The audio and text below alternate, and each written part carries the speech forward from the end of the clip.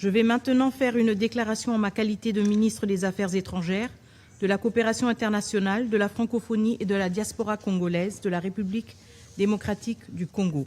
Et j'ai l'honneur de vous donner lecture de l'allocution de son Excellence Félix-Antoine Tshisekedi Tshilombo, président de la République démocratique du Congo, qui, empêché, n'a malheureusement pas pu être présent parmi nous aujourd'hui.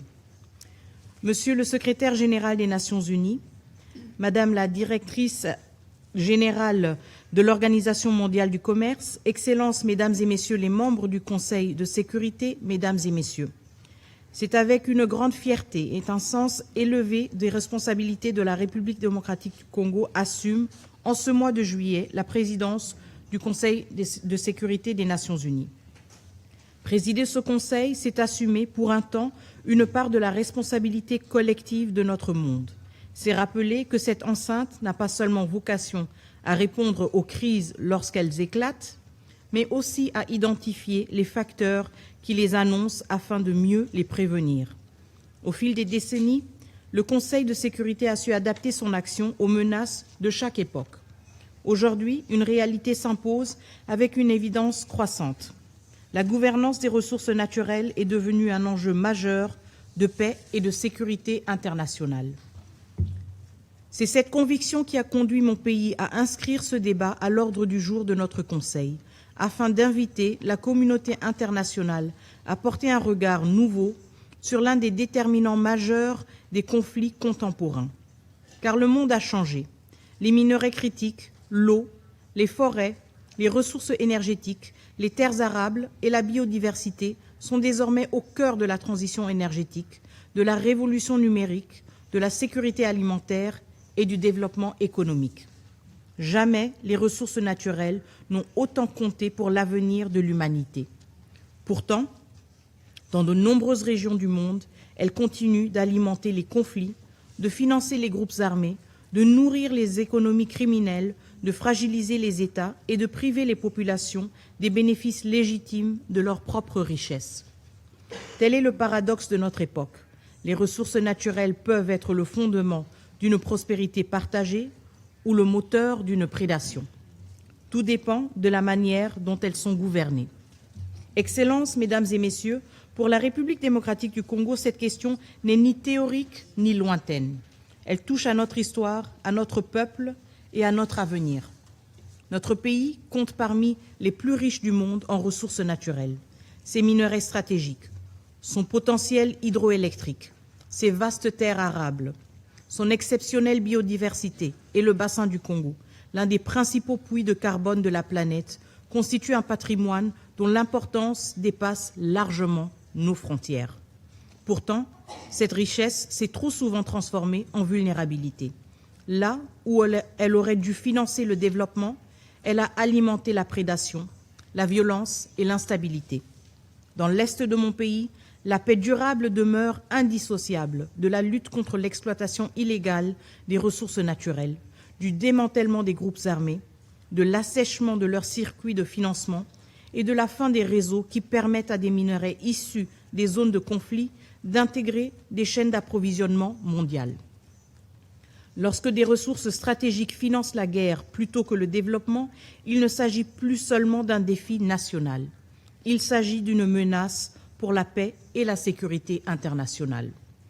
Il ne peut y avoir de transition énergétique véritablement juste si elle repose sur l'injustice faite aux peuples producteurs. Il ne peut y avoir de chaîne d'approvisionnement réellement sûre sans sécurité pour les États et les communautés qui produisent ces ressources. C'est pourquoi la République démocratique du Congo ne vient pas devant le Conseil de sécurité pour se plaindre, elle vient partager une expérience, porter une conviction et proposer une voie. Car la situation de la République démocratique du Congo n'est pas une exception. Elle révèle un déséquilibre mondial auquel seule une action collective, fondée sur l'équité et la responsabilité, permettra d'apporter une réponse durable. Excellences, Mesdames et Messieurs, la Charte des Nations unies nous confie une responsabilité essentielle, préserver la paix et la sécurité internationale. Cette responsabilité ne consiste pas seulement à répondre aux crises lorsqu'elles éclatent.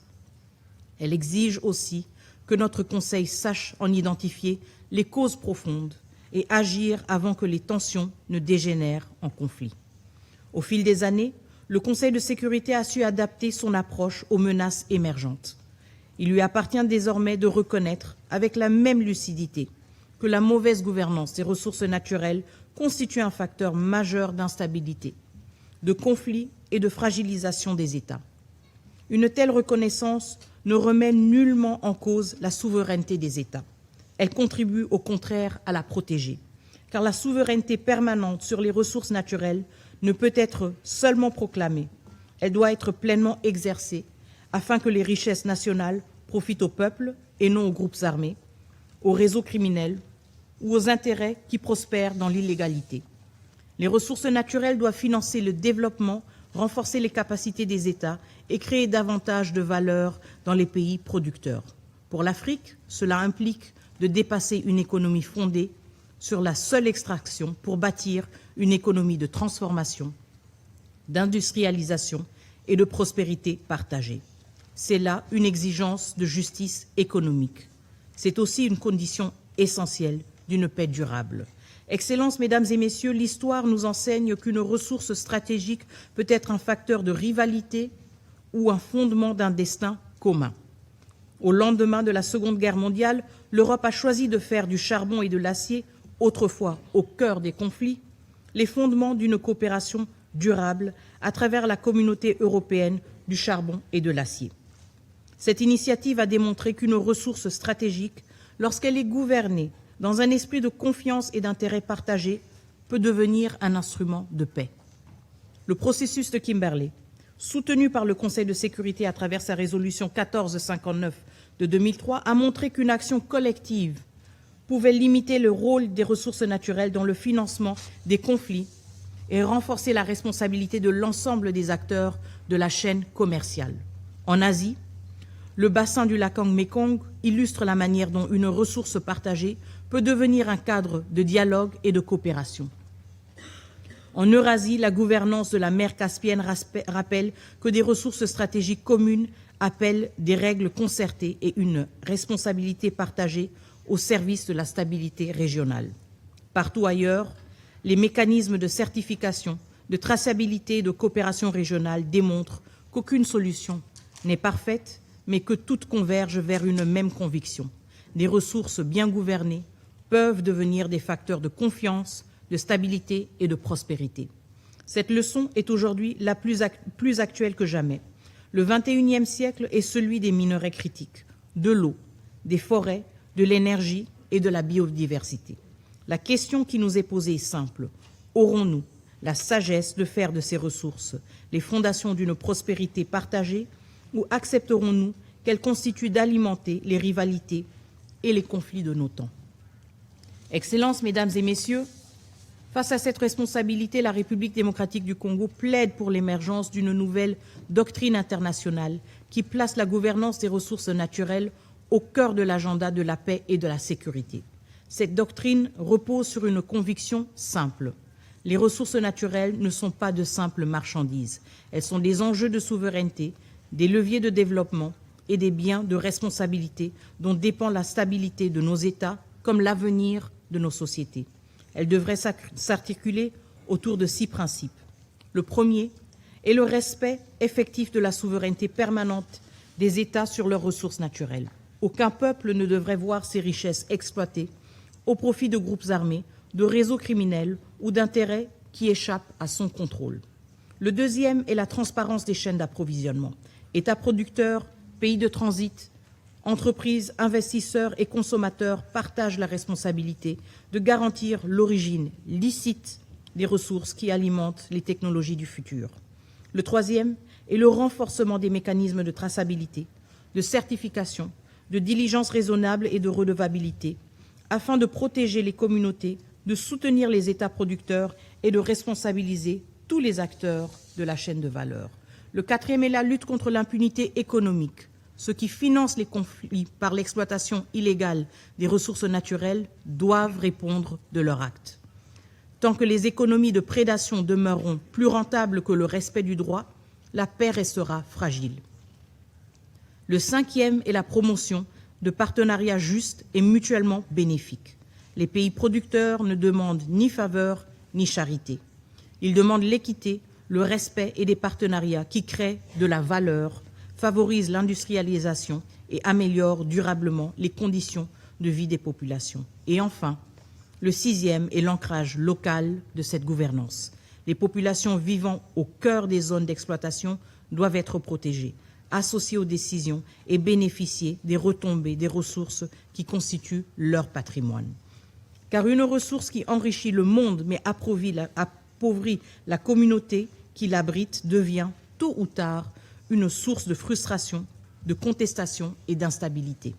Excellences, Mesdames et Messieurs, la République démocratique du Congo prend aujourd'hui la parole avec la gravité d'un pays éprouvé par l'histoire, mais aussi avec la confiance d'une nation qui se relève, assume son destin et entend mettre son immense potentiel au service de la paix, du développement et de la coopération internationale.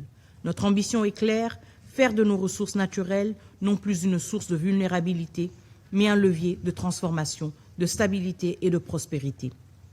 La République démocratique du Congo est un pays solution. Elle l'est pour la transition énergétique mondiale grâce à ses minerais critiques, pour la lutte contre le changement climatique grâce au bassin du Congo, pour la sécurité hydrique, énergétique et alimentaire de l'Afrique grâce à ses ressources en eau, son potentiel hydroélectrique et ses vastes terres arables, pour la préservation de la biodiversité mondiale grâce à son patrimoine naturel exceptionnel et pour l'industrialisation de l'Afrique à condition que ces ressources soient davantage transformées sur place au bénéfice de la valeur ajoutée, de l'emploi et des compétences.